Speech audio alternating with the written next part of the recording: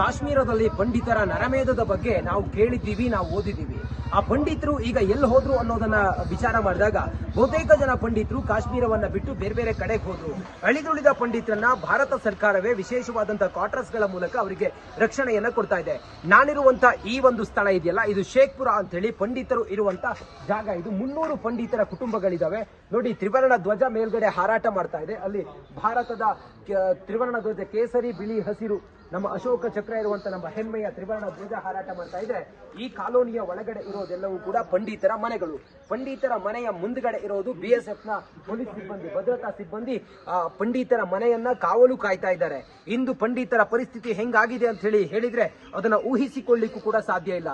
ಮೊದಲು ಒಂದು ಕಾಲದಲ್ಲಿ ಕಾಶ್ಮೀರ ಅಂತ ಹೇಳಿದ್ರೆ ಗುಡಿ ಗೋಪುರಗಳು, ದೇವಸ್ಥಾನಗಳು ಇದ್ದಂತ ಈ ಕಾಶ್ಮೀರ ಇಂದು ಪಂಡಿತರು ಅಲ್ಲಿ ಪೂಜೆ ಪುನಸ್ಕಾರ ಮಾಡ್ತಾ ಇದ್ರು. ಆದ್ರೆ ಇವತ್ತು ಅವರು ಇರೋದು ಕೇವಲ ಬೆರಳೆಣಿಕೆಯಷ್ಟು ಜನ ಮಾತ್ರ.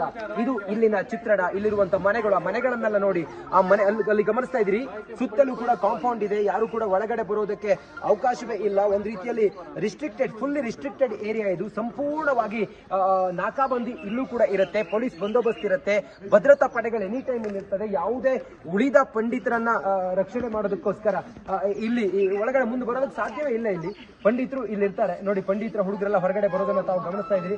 आओ ये पंडित कॉलोनी है।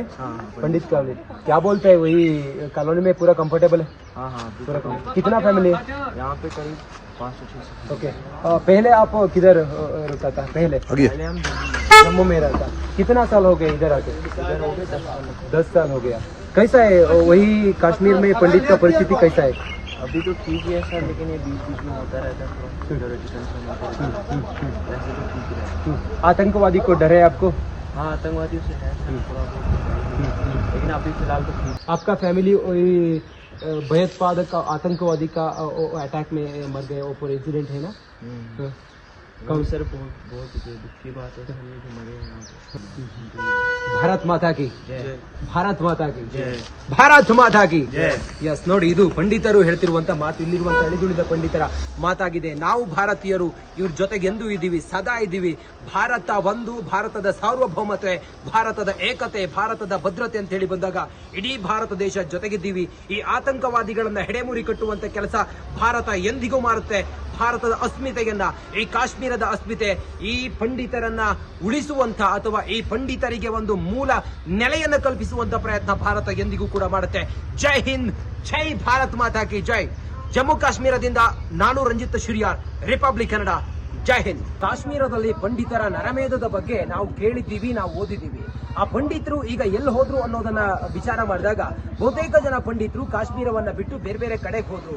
ಅಳಿದುಳಿದ ಪಂಡಿತರನ್ನ ಭಾರತ ಸರ್ಕಾರವೇ ವಿಶೇಷವಾದಂತಹ ಕ್ವಾರ್ಟರ್ಸ್ ಗಳ ಮೂಲಕ ಅವರಿಗೆ ರಕ್ಷಣೆಯನ್ನ ಕೊಡ್ತಾ ಇದೆ. ನಾನಿರುವಂತ ಈ ಒಂದು ಸ್ಥಳ ಇದೆಯಲ್ಲ, ಇದು ಶೇಖ್ಪುರ ಅಂತ ಹೇಳಿ ಪಂಡಿತರು ಇರುವಂತ ಜಾಗ. ಇದು 300 ಪಂಡಿತರ ಕುಟುಂಬಗಳಿದಾವೆ. ನೋಡಿ, ತ್ರಿವರ್ಣ ಧ್ವಜ ಮೇಲ್ಗಡೆ ಹಾರಾಟ ಮಾಡ್ತಾ ಇದೆ. ಅಲ್ಲಿ ಭಾರತದ ತ್ರಿವರ್ಣ ಧ್ವಜ ಕೇಸರಿ, ಬಿಳಿ, ಹಸಿರು, ನಮ್ಮ ಅಶೋಕ ಚಕ್ರ ಇರುವಂತ ನಮ್ಮ ಹೆಮ್ಮೆಯ ತ್ರಿವರ್ಣ ಧ್ವಜ ಹಾರಾಟ ಮಾಡ್ತಾ ಇದೆ. ಈ ಕಾಲೋನಿಯ ಒಳಗಡೆ ಇರೋದೆಲ್ಲವೂ ಕೂಡ ಪಂಡಿತರ ಮನೆಗಳು.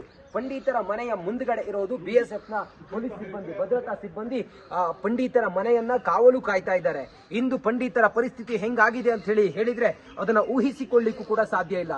ಮೊದಲು ಒಂದು ಕಾಲದಲ್ಲಿ ಕಾಶ್ಮೀರ ಅಂತ ಹೇಳಿದ್ರೆ ಗುಡಿ ಗೋಪುರಗಳು, ದೇವಸ್ಥಾನಗಳು ಇದ್ದಂತ ಈ ಕಾಶ್ಮೀರ ಇಂದು ಪಂಡಿತರು ಅಲ್ಲಿ ಪೂಜೆ ಪುನಸ್ಕಾರ ಮಾಡ್ತಾ ಇದ್ರು. ಆದ್ರೆ ಇವತ್ತು ಅವರು ಇರೋದು ಕೇವಲ ಬೆರಳೆಣಿಕೆಯಷ್ಟು ಜನ ಮಾತ್ರ. ಇದು ಇಲ್ಲಿನ ಚಿತ್ರಣ. ಇಲ್ಲಿರುವಂತ ಮನೆಗಳು, ಆ ಮನೆಗಳನ್ನೆಲ್ಲ ನೋಡಿ, ಆ ಮನೆ ಅಲ್ಲಿ ಗಮನಿಸ್ತಾ ಇದ್ರಿ, ಸುತ್ತಲೂ ಕೂಡ ಕಾಂಪೌಂಡ್ ಇದೆ. ಯಾರು ಕೂಡ ಒಳಗಡೆ ಬರೋದಕ್ಕೆ ಅವಕಾಶವೇ ಇಲ್ಲ. ಒಂದ್ ರೀತಿಯಲ್ಲಿ ರಿಸ್ಟ್ರಿಕ್ಟೆಡ್, ಫುಲ್ಲಿ ರಿಸ್ಟ್ರಿಕ್ಟೆಡ್ ಏರಿಯಾ ಇದು. ಸಂಪೂರ್ಣವಾಗಿ ನಾಕಾಬಂದಿ ಇಲ್ಲೂ ಕೂಡ ಇರುತ್ತೆ, ಪೊಲೀಸ್ ಬಂದೋಬಸ್ತ್ ಇರುತ್ತೆ, ಭದ್ರತಾ ಪಡೆಗಳು ಎನಿ ಟೈಮ್ ಇರ್ತದೆ. ಯಾವುದೇ ಉಳಿದ ಪಂಡಿತರನ್ನ ರಕ್ಷಣೆ ಮಾಡೋದಕ್ಕೋಸ್ಕರ ಇಲ್ಲಿ ಒಳಗಡೆ ಮುಂದೆ ಬರೋದಕ್ಕೆ ಸಾಧ್ಯವೇ ಇಲ್ಲ. ಇಲ್ಲಿ ಪಂಡಿತರು ಇಲ್ಲಿ ಇರ್ತಾರೆ ನೋಡಿ. ಪಂಡಿತರ ಹುಡುಗರೆಲ್ಲ ಹೊರಗಡೆ ಬರೋದನ್ನ ತಾವು ಗಮನಿಸ್ತಾ ಇದ್ರಿ. आओ जी, ये पंडित कॉलोनी है।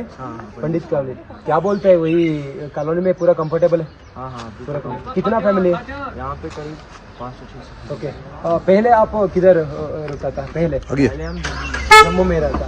कितना साल हो गए इधर आके? 10 साल हो गया। कैसा है वही कश्मीर में पंडित का परिस्थिति कैसा है? अभी तो ठीक ही है सर, लेकिन ये बीच में होता रहता है थोड़ा, आतंकवादी को डर है आपको? हाँ, आतंकवादियों से है थोड़ा, लेकिन अभी फिलहाल तो ठीक। आपका फैमिली वही भयोत्पादक आतंकवादी का अटैक में मर गए, वो पूरा इंसिडेंट है ना। कौन सर बहुत बहुत दुखी बात है सर, ये जो मरे हैं यहाँ पे। ಭಾರತ್ ಮಾತಾ ಕಿ जय ಭಾರತ್ ಮಾತಾ ಕಿ जय ಭಾರತ್ ಮಾತಾ ಕಿ जय ಎಸ್, ನೋಡಿ ಇದು ಪಂಡಿತರು ಹೇಳ್ತಿರುವಂತ ಮಾತು, ಇಲ್ಲಿರುವಂತ ಅಳಿದುಳಿದ ಪಂಡಿತರ ಮಾತಾಗಿದೆ. ನಾವು ಭಾರತೀಯರು ಇವ್ರ ಜೊತೆಗೆ ಎಂದೂ ಇದ್ದೀವಿ, ಸದಾ ಇದ್ದೀವಿ. ಭಾರತ ಒಂದು, ಭಾರತದ ಸಾರ್ವಭೌಮತೆ, ಭಾರತದ ಏಕತೆ, ಭಾರತದ ಭದ್ರತೆ ಅಂತ ಹೇಳಿ ಬಂದಾಗ ಇಡೀ ಭಾರತ ದೇಶ ಜೊತೆಗಿದ್ದೀವಿ. ಈ ಆತಂಕವಾದಿಗಳನ್ನ ಹೆಡೆಮುರಿ ಕಟ್ಟುವಂತ ಕೆಲಸ ಭಾರತ ಎಂದಿಗೂ ಮಾಡುತ್ತೆ. ಭಾರತದ ಅಸ್ಮಿತೆಯನ್ನ, ಈ ಕಾಶ್ಮೀರದ ಅಸ್ಮಿತೆ, ಈ ಪಂಡಿತರನ್ನ ಉಳಿಸುವಂತ ಅಥವಾ ಈ ಪಂಡಿತರಿಗೆ ಒಂದು ಮೂಲ ನೆಲೆಯನ್ನು ಕಲ್ಪಿಸುವಂತ ಪ್ರಯತ್ನ ಭಾರತ ಎಂದಿಗೂ ಕೂಡ ಮಾಡುತ್ತೆ. ಜೈ ಹಿಂದ್, ಜೈ ಭಾರತ್ ಮಾತಾ ಕಿ ಜೈ. ಜಮ್ಮು ಕಾಶ್ಮೀರದಿಂದ ನಾನು ರಂಜಿತ್ ಶಿರಿಯಾರ್, ರಿಪಬ್ಲಿಕ್ ಕನ್ನಡ. ಜೈ ಹಿಂದ್. ಕಾಶ್ಮೀರದಲ್ಲಿ ಪಂಡಿತರ ನರಮೇಧದ ಬಗ್ಗೆ ನಾವು ಕೇಳಿದ್ದೀವಿ, ನಾವು ಓದಿದ್ದೀವಿ. ಆ ಪಂಡಿತರು ಈಗ ಎಲ್ಲಿ ಹೋದ್ರು ಅನ್ನೋದನ್ನ ವಿಚಾರ ಮಾಡಿದಾಗ ಬಹುತೇಕ ಜನ ಪಂಡಿತರು ಕಾಶ್ಮೀರವನ್ನ ಬಿಟ್ಟು ಬೇರೆ ಬೇರೆ ಕಡೆಗೆ ಹೋದ್ರು. ಅಳಿದುಳಿದ ಪಂಡಿತರನ್ನ ಭಾರತ ಸರ್ಕಾರವೇ ವಿಶೇಷವಾದಂತಹ ಕ್ವಾರ್ಟರ್ಸ್ ಗಳ ಮೂಲಕ ಅವರಿಗೆ ರಕ್ಷಣೆಯನ್ನ ಕೊಡ್ತಾ ಇದೆ. ನಾನಿರುವಂತ ಈ ಒಂದು ಸ್ಥಳ ಇದೆಯಲ್ಲ, ಇದು ಶೇಖ್ಪುರ ಅಂತ ಹೇಳಿ ಪಂಡಿತರು ಇರುವಂತ ಜಾಗ. ಇದು 300 ಪಂಡಿತರ ಕುಟುಂಬಗಳಿದಾವೆ. ನೋಡಿ, ತ್ರಿವರ್ಣ ಧ್ವಜ ಮೇಲ್ಗಡೆ ಹಾರಾಟ ಮಾಡ್ತಾ ಇದೆ. ಅಲ್ಲಿ ಭಾರತದ ತ್ರಿವರ್ಣ ಧ್ವಜ, ಕೇಸರಿ, ಬಿಳಿ, ಹಸಿರು, ನಮ್ಮ ಅಶೋಕ ಚಕ್ರ ಇರುವಂತ ನಮ್ಮ ಹೆಮ್ಮೆಯ ತ್ರಿವರ್ಣ ಧ್ವಜ ಹಾರಾಟ ಮಾಡ್ತಾ ಇದ್ರೆ, ಈ ಕಾಲೋನಿಯ ಒಳಗಡೆ ಇರೋದೆಲ್ಲವೂ ಕೂಡ ಪಂಡಿತರ ಮನೆಗಳು. ಪಂಡಿತರ ಮನೆಯ ಮುಂದ್ಗಡೆ ಇರೋದು BSF ನ ಪೊಲೀಸ್ ಸಿಬ್ಬಂದಿ, ಭದ್ರತಾ ಸಿಬ್ಬಂದಿ ಪಂಡಿತರ ಮನೆಯನ್ನ ಕಾವಲು ಕಾಯ್ತಾ ಇದ್ದಾರೆ. ಇಂದು ಪಂಡಿತರ ಪರಿಸ್ಥಿತಿ ಹೆಂಗಾಗಿದೆ ಅಂತ ಹೇಳಿದ್ರೆ ಅದನ್ನ ಊಹಿಸಿಕೊಳ್ಳಿಕ್ಕೂ ಕೂಡ ಸಾಧ್ಯ ಇಲ್ಲ. ಮೊದಲು ಒಂದು ಕಾಲದಲ್ಲಿ ಕಾಶ್ಮೀರ ಅಂತ ಹೇಳಿದ್ರೆ ಗುಡಿ ಗೋಪುರಗಳು, ದೇವಸ್ಥಾನಗಳು ಇದ್ದಂತ ಈ ಕಾಶ್ಮೀರ ಇಂದು ಪಂಡಿತರು ಅಲ್ಲಿ ಪೂಜೆ ಪುನಸ್ಕಾರ ಮಾಡ್ತಾ ಇದ್ರು. ಆದ್ರೆ ಇವತ್ತು ಅವರು ಇರೋದು ಕೇವಲ ಬೆರಳೆಣಿಕೆಯಷ್ಟು ಜನ ಮಾತ್ರ. ಇದು ಇಲ್ಲಿನ ಚಿತ್ರಣ, ಇಲ್ಲಿರುವಂತ ಮನೆಗಳು. ಆ ಮನೆಗಳನ್ನೆಲ್ಲ ನೋಡಿ, ಆ ಮನೆ ಅಲ್ಲಿ ಗಮನಿಸ್ತಾ ಇದ್ರಿ, ಸುತ್ತಲೂ ಕೂಡ ಕಾಂಪೌಂಡ್ ಇದೆ. ಯಾರು ಕೂಡ ಒಳಗಡೆ ಬರೋದಕ್ಕೆ ಅವಕಾಶವೇ ಇಲ್ಲ. ಒಂದು ರೀತಿಯಲ್ಲಿ ರಿಸ್ಟ್ರಿಕ್ಟೆಡ್, ಫುಲ್ಲಿ ರಿಸ್ಟ್ರಿಕ್ಟೆಡ್ ಏರಿಯಾ ಇದು. ಸಂಪೂರ್ಣವಾಗಿ ನಾಕಾಬಂದಿ ಇಲ್ಲೂ ಕೂಡ ಇರುತ್ತೆ, ಪೊಲೀಸ್ ಬಂದೋಬಸ್ತ್ ಇರುತ್ತೆ, ಭದ್ರತಾ ಪಡೆಗಳು ಎನಿ ಟೈಮ್ ಇರ್ತದೆ. ಯಾವುದೇ ಉಳಿದ ಪಂಡಿತರನ್ನ ರಕ್ಷಣೆ ಮಾಡೋದಕ್ಕೋಸ್ಕರ ಇಲ್ಲಿ ಒಳಗಡೆ ಮುಂದೆ ಬರೋದಕ್ಕೆ ಸಾಧ್ಯವೇ ಇಲ್ಲ. ಇಲ್ಲಿ ಪಂಡಿತರು ಇಲ್ಲಿ ಇರ್ತಾರೆ ನೋಡಿ. ಪಂಡಿತರ ಹುಡುಗರೆಲ್ಲ ಹೊರಗಡೆ ಬರೋದನ್ನ ತಾವು ಗಮನಿಸ್ತಾ ಇದ್ರಿ. आओ जी, ये पंडित कॉलोनी है।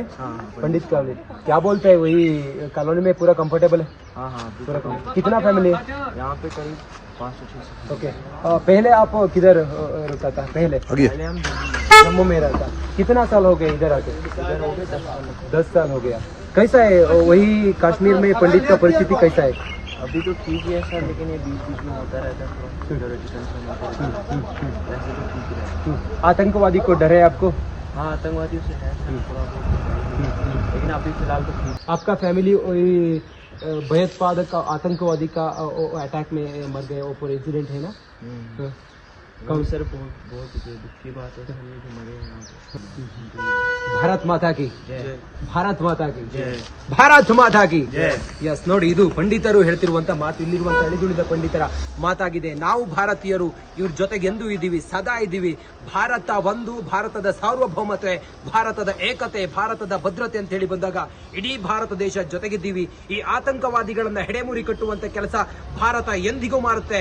ಭಾರತದ ಅಸ್ಮಿತೆಯನ್ನ, ಈ ಕಾಶ್ಮೀರದ ಅಸ್ಮಿತೆ, ಈ ಪಂಡಿತರನ್ನ ಉಳಿಸುವಂತ ಅಥವಾ ಈ ಪಂಡಿತರಿಗೆ ಒಂದು ಮೂಲ ನೆಲೆಯನ್ನು ಕಲ್ಪಿಸುವಂತ ಪ್ರಯತ್ನ ಭಾರತ ಎಂದಿಗೂ ಕೂಡ ಮಾಡುತ್ತೆ.